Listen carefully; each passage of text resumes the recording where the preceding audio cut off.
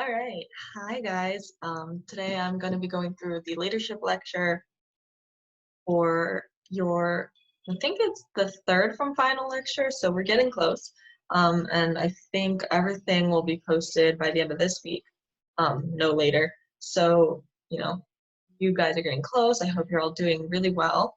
And let me know if you're having any concerns or comments or questions about anything. I've received, a couple of texts from a few of you, so it is good to hear from you guys here and there. And I'll be checking on the discussion posts as well, so make sure you're staying active in the portal if you can, and if not, please try to reach out to me if you have any problems with it. But other than that, I'm just going to dive right into the leadership lecture, and I'll go ahead and start sharing my screen now. So you should be looking at a picture of the original Avengers. That is the theme I'm using for the leadership lecture. Even though I know I've used Stark Industries and I used the Justice League before for different themes, I really think the Avengers is a cool and fun theme to use because you see a lot of different types of leaders in this group. And also, it's just such a modern cultural phenomenon that I figured most people have some experience with at least the movies, and therefore like examples will be kind of easier to understand because you maybe you haven't, just keep with the parts that are more related to work or try to apply it to something else. I try to use examples, but I try not to overuse them too much, just because it can get a little bit muddy. So I apologize if I've done that and made things more confusing. But in the meantime, we'll just, this will be our weekly theme, Avengers for Leadership. So let's just get started with this first part of the leadership lecture, which focuses on kind of just the main concepts of leadership, what it is, and what types of leadership there are. Not every type, of course, we're going to get more in depth into theories in the next couple of parts. But first, let's discuss just what is leadership. And I'm sure you all know what it is. It's a commonly used term, but just to give a definition, leadership is considered the capacity of an individual or a group of individuals to wield power or exert influence over another individual or group of individuals. And I think that that's the key there is that power term. It's kind of having power in a situation. And here at the bottom, I put, 4 characters from the Avengers franchise who have some types of leadership, and I'll get into those as we move forward. But there's leadership and then there's leader effectiveness. You could be a leader and you might not be an effective leader, or you might be an effective leader. And effectiveness refers to, as you can see, the degree to which actions of the leader, who's usually designated as a leader, result in legitimate outcomes that are valued by others in the organization or group of whatever kind. So are the things that the leader does actually result in some type of important outcome that the people within the group want to see happen? So, if it's you want to improve profits in your organization, if the members want to increase, their pay, and the leader is able to do those things, then they're being an effective leader. All right.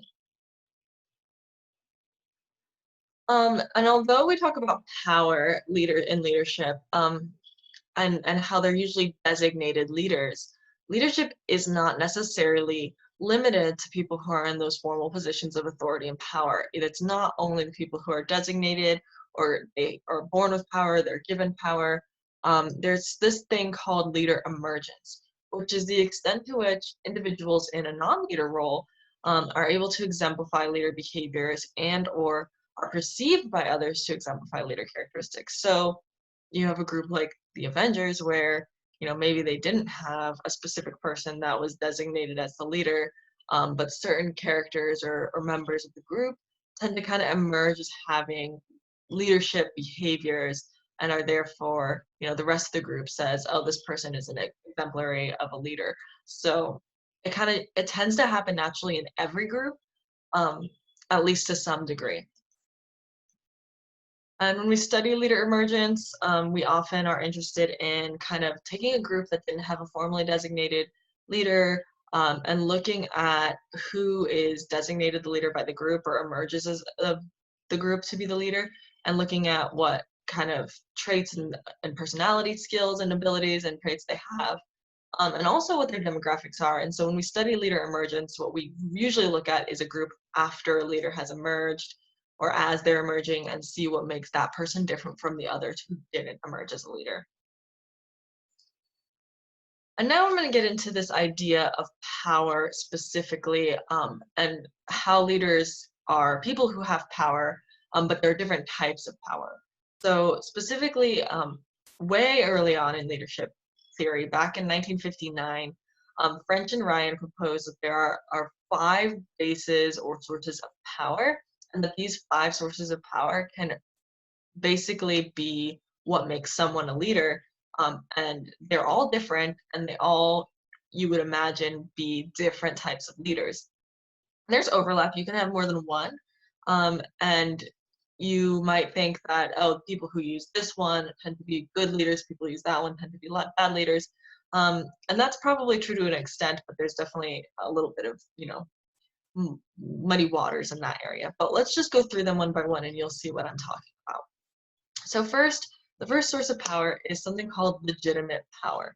And that is power through a formal position of authority. So that is the CEO of the organization or the main supervisor or manager of your group. That's just that person who has a formal position that gives them authority and power.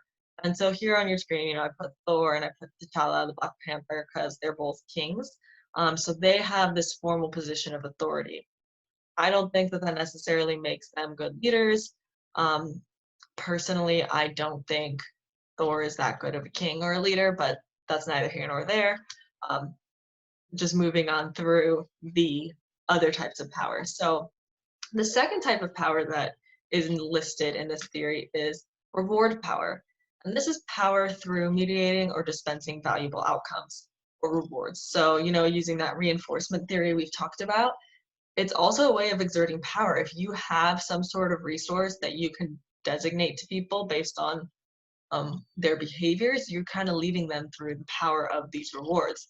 And here I use Tony Stark because he gives, technology and better suits to some of the characters to be able to do things.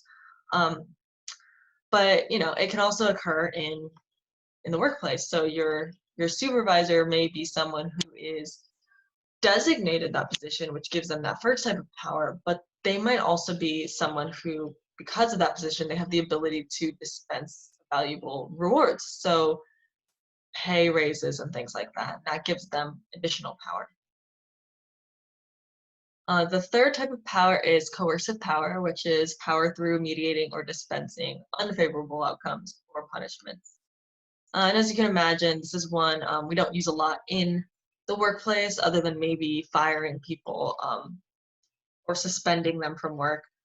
It's just generally kind of more on the line with kind of abusive power. So it's not often used in the workplace in ways that go beyond maybe firing someone for something really egregious.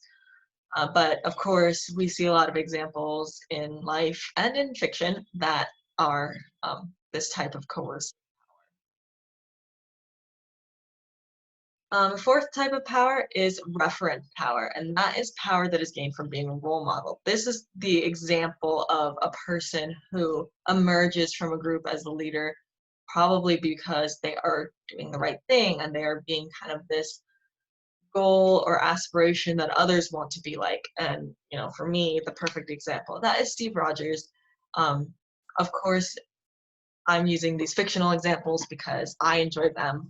And for me, this Captain America character is, in my opinion, and based on what you'll see in the rest of this lecture, the best leader of all of these characters because of his strong moral compass. So he definitely exemplifies this referent power in this fictional example I'm using. But this can happen easily in any place you've ever been. Try to think of some group you've been in where someone sticks out as a person you look up to and admire, and because of that becomes kind of the leader of the group. Unfortunately, when we use the term power, I think a lot of times it comes off as this almost corrupt thing because of this idea and truthful idea that power can corrupt people. The pursuit of power and gaining ultimate power can corrupt people, and I'll get more into that later as I discuss effective and ineffective types of leaders and what motivates people to become leaders. But there's good power too, and using it, for a good reason. And sometimes people, fortunately, sometimes people are able to gain leadership and power due to their good ethical, role model behavior. And in the workplace, I guess this could occur in a group team that doesn't really have a leader, just the person who's maybe doing the hardest work, doing the best job. This person might emerge as a leader because the others in the group might say, oh, this person knows what they're doing. They are doing a great job. I, would go to them for advice and help. And that kind of makes that person emerge as a leader. And the fifth type of power in this is expert power, which is power through having knowledge or expertise above that of the others. So that just means, you know something about this topic that maybe your group is working on, and then because of your expertise, people defer to you in the same way as the example I listed, the referent power, but more instead of because of your behaviors, and this is because of your knowledge. So people might defer to you, and then you might emerge as a leader of your expertise and knowledge. And again, I go back for this example to Tony Stark, who, he's the genius. So he is the one that kind of leads the way for several of their movies due to his expertise. And, this would definitely occur in any type of group that's working towards maybe something innovative or producing new products and producing more outcomes in a certain area where an expert is needed. So what type of leader emerges can also depend largely on your field. If you're doing something really scientific, this one might be the one that results in the most likely leader, because you need knowledge and expertise.